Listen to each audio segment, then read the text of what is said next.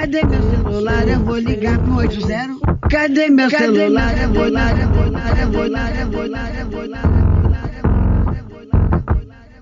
Ninféias apresenta Pílulas Feministas.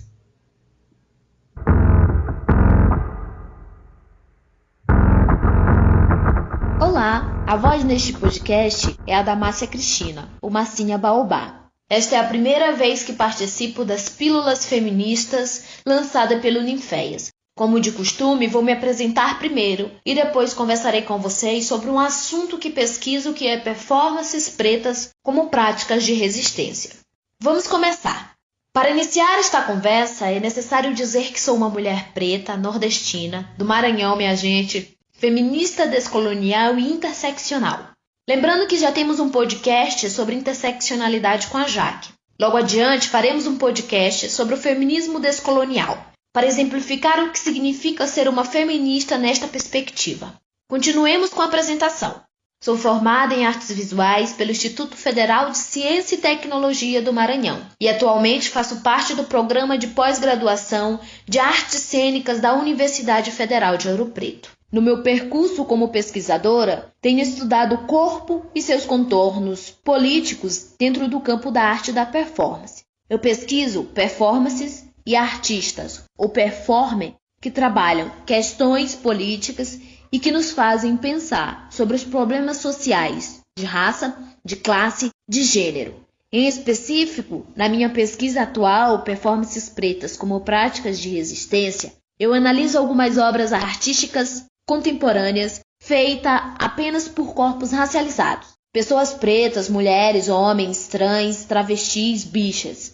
Sobre resistência que apresento nesta pesquisa, ela deve ser compreendida como um campo, maneira ou forma de instalar posicionamentos contra sistemas opressores políticos socioeconômicos. Os trabalhos sobre os quais me dedico nesta pesquisa são 1000 litros de preto, de Lucimélia Romão, O Quarto de Cura e o Trauma Brasileiro, na Castiel Vitorino Brasileiro, e Sagração de Urubustici, de Sara Elto Panambi. São todos artistas pretas que abordam, cada um à sua maneira, as questões e experiências que atravessam seus corpos neste país racista. Mas neste podcast falarei apenas de 1000 litros de preto, da Lucimélia Romão, que tem um trabalho artístico sobre o genocídio da juventude negra pela mão da polícia militar. Os motivos desta escolha são, primeiro, que o podcast ficaria muito grande para abordar todas as artistas com o respeito que seus trabalhos merecem. E 2, que em breve farei um podcast sobre o genocídio da população negra e a violência policial. Sendo assim, 1000 litros de preto é um bom caminho para começar a introduzir esta discussão. De modo geral, sobre a minha pesquisa, a escolha dos trabalhos se deu por eu entender que as poéticas ou o conteúdo artístico enunciado por estas artistas refletem, a meu ver, campos de resistência contra o sistema de opressão, o sistema racial, de gênero e de classe, e contra a configuração ou organização do mundo como conhecemos hoje, capitalista, branco, heteronormativo, exploratório, da natureza e classicista. Cabe dizer aqui que esta estrutura, a de opressão, ela é um reflexo dos sistemas coloniais, ou seja, da colonização, que está se atualizando na contemporaneidade. Hoje, este antigo sistema colonial é compreendido como sistemas de colonialidades, a do poder, do ser, do saber e do gênero. Já explico isso para vocês. Estas colonialidades são maneiras de controle contemporâneo das antigas colônias e são responsáveis pela manutenção deste sistema capitalista exploratório dos corpos racializados, da natureza e da perpetuação do racismo vosso ou nosso de cada dia. Desta forma, explicarei para vocês o que significa essas colonialidades. O conceito de colonialidade do poder deve ser compreendido quando a Europa, através da colonização, constitui e define um modo de ser, de pensar e existir para si. Esse modo é usado para justificar tanto o processo de escravização dos africanos e indígenas, quanto a exploração do nosso continente para alavancar a sua economia. Já a colonialidade do saber é a hegemonia do conhecimento europeu sobre o nosso. As instituições de ensino, como universidade e de educação básica, sabem muito bem do que eu estou falando. Seus currículos escolares são predominantemente de pensamento eurocêntrico. Você já parou para se perguntar por que nunca questionamos os grandes nomes dos clássicos da filosofia ou da literatura, que são sempre homens, brancos e europeus?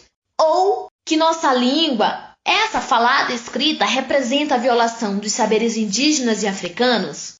Já a colonialidade do ser é a experiência vivida da colonização, seu impacto na vida das pessoas racializadas. Então, casos como o de João Pedro, de 14 anos, morto pela polícia militar, Misael Fernandes, de 13 anos, Miguel Otávio Santana, de 5 anos, e até mesmo de Marielle Franco, não são acontecimentos do acaso. A colonialidade do gênero é a imposição de um sistema de gênero que se consolidou com a colonização.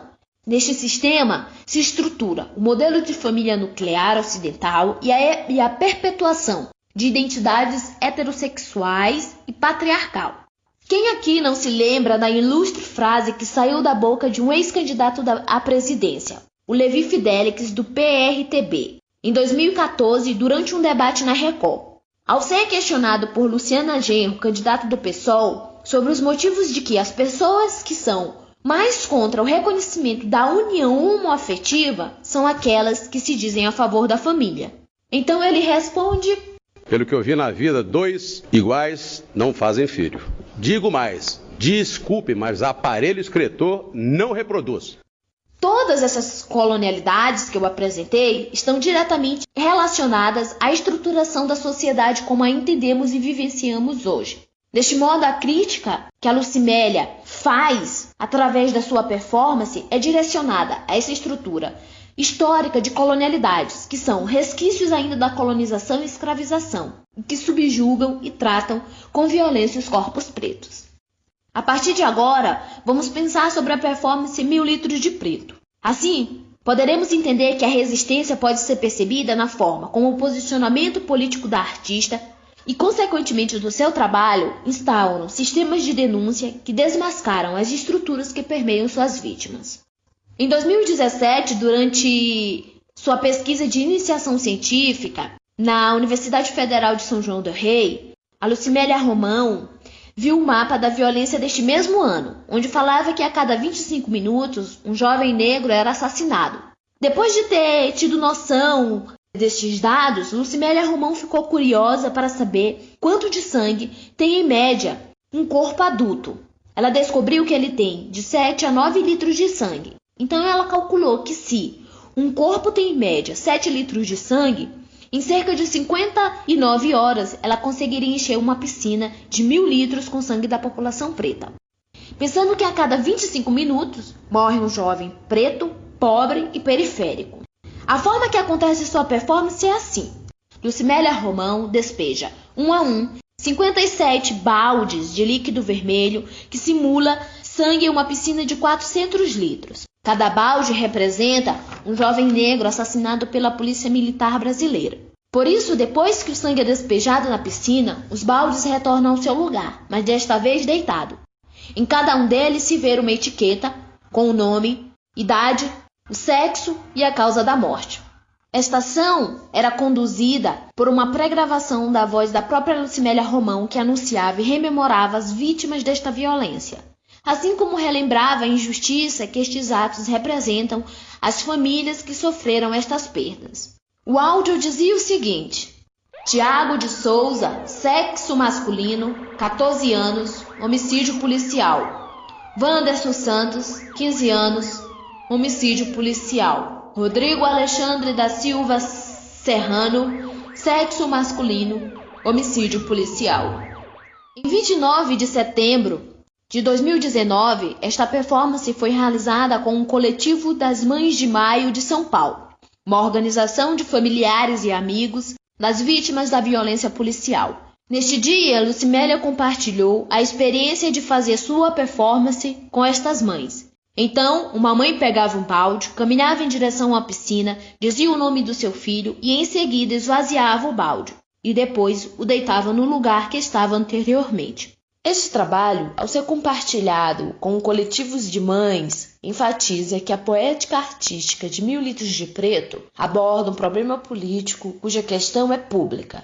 Em sua performance, percebemos a dimensão de um ato ético e de um ritual simbólico, como assim compreende Ileana Diegues Caballero, pesquisadora latino-americana dos estudos da performance, que diz que a ação, no caso da Lucimele e das mães, concebe para esta cena um desejo real por justiça e mudanças estruturais. Eu também entendo que a performance da Lucimele Romão potencializa um campo de resistência permeado por lutas coletivas, que compreende que as estruturas sociais e políticas são racistas, violentamente discriminatórias e essencialmente exploratórias, que faz questão de exterminar apenas corpos pretos. Para finalizar esta conversa, imagina comigo um trabalho como o da Lucimélia dentro de uma escola pública. Quais reflexões ela levanta para a comunidade escolar? Imagina o quanto é forte este trabalho que fala sobre o genocídio da população negra ao ocupar um evento artístico que nunca fez questão de discutir sobre racismo e suas consequências para a população negra. Agora imagina mais uma vez, quais discussões podem ser geradas a partir de uma performance que denuncia os maus-tratos do Estado a uma comunidade que você não pertence. Outro ponto interessante deve ser dito. Eu percebi que o trabalho em questão, o 1000 litros de preto, possui uma prática existencial. Mas como assim, É que a própria artista, a Lucimele Romão, traz em sua performance a responsabilidade política de ser uma artista negra, que está empenhada em denunciar o abuso do Estado. Uma vez que os problemas sociais que ela aponta está relacionada à condição de ser um corpo preto, vivendo em um mundo estruturalmente branco. É isso aí, minha gente. Espero que tenham gostado e uma beija roxa para vocês. Essa foi mais uma produção do Ninféias, Núcleo de Investigações Feministas, com o apoio da Pró-Reitoria de Extensão da Universidade Federal de Ouro Preto.